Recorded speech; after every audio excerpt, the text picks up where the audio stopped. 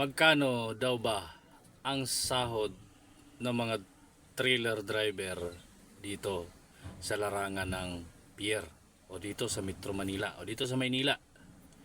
Okay. Hindi ko nasasabihin mga busing sa mga nagtatanong, hindi ko nasasabihin.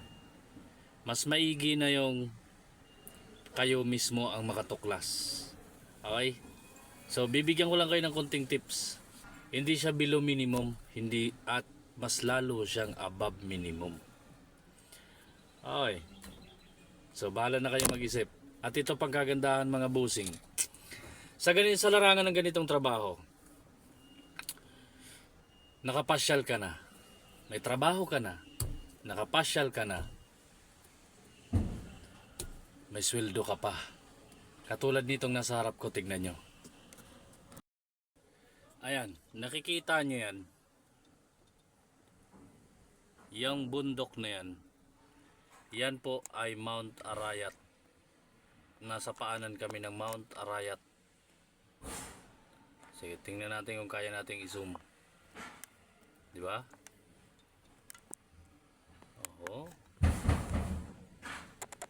Ang ganda ng Mount Arayat mga busing. Tungkol sa trabahong to, ano daw ba pinagkaiba ng trabahong to sa ibang trabaho? Ito po yung trabahong meron kang freedom. No? Hindi mo laging kasama yung amo mo. At hindi ka pwedeng diktahan ng mismong amo mo o ng boss mo at ng kahit sino kapag nasa oras ka na ng biyahe. Hindi ka pwedeng diktahan na ipihit mo pa kanan, ipihit mo pa kaliwa yung manibela. Hindi ka pwedeng utusan kung saan ka pwedeng dumaan. Hindi ka pwedeng pangunahan sa oras ng iyong biyahe. Kasi bilang driver, ikaw ang gagawa ng diskarte para maihatid mo ng safety ang pangarga mo. Yon ang responsibilidad bilang driver. Pero hindi naman ibig sabihin na yung boss mo o may-ari hindi na pwedeng manguna. May mga times at marami naman ang side nila na dapat sila talagang masusunod. Sample, kung may mga kailangan tayo sa biyahe, yon talaga. Kung anong utos nila, sundin natin. Kung ano yung dapat gawin, sundin natin.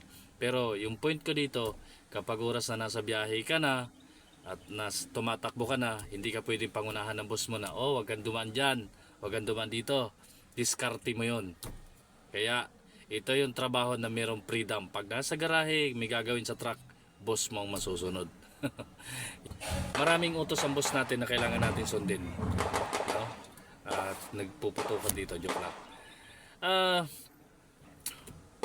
Isa pa, sabihin na natin, yung mga sahod dito, kayo na nga tumuklas, ayoko na sabihin, hindi ko na sasabihin. Pagdating sa trabaho, skill, at saka in demand pagdating sa abroad. Mga pahinante, kung gusto nyo matuto magmaniho, simulan nyo sa pagpahinante hanggang sa maging driver kayo. Yan ang kagandahan kapag ganito trabaho mo. Yung mga lugar na dati hindi mo marating-rating, kailangan mo pang gumastos, kailangan mo pang mamasahe, kailangan mo pang magbayad, kailangan mo pang bumili ng gas, kailangan mo pang mag-rides para mapunta yung lugar. Pero limitasyon yun. Pero ito, libre, wala kang gastos, libre. May allowance ka na, may pangkain ka pa, may sweldo ka na, nakapasyal ka pa. Diba? Trailer driver mga busing, be inspired.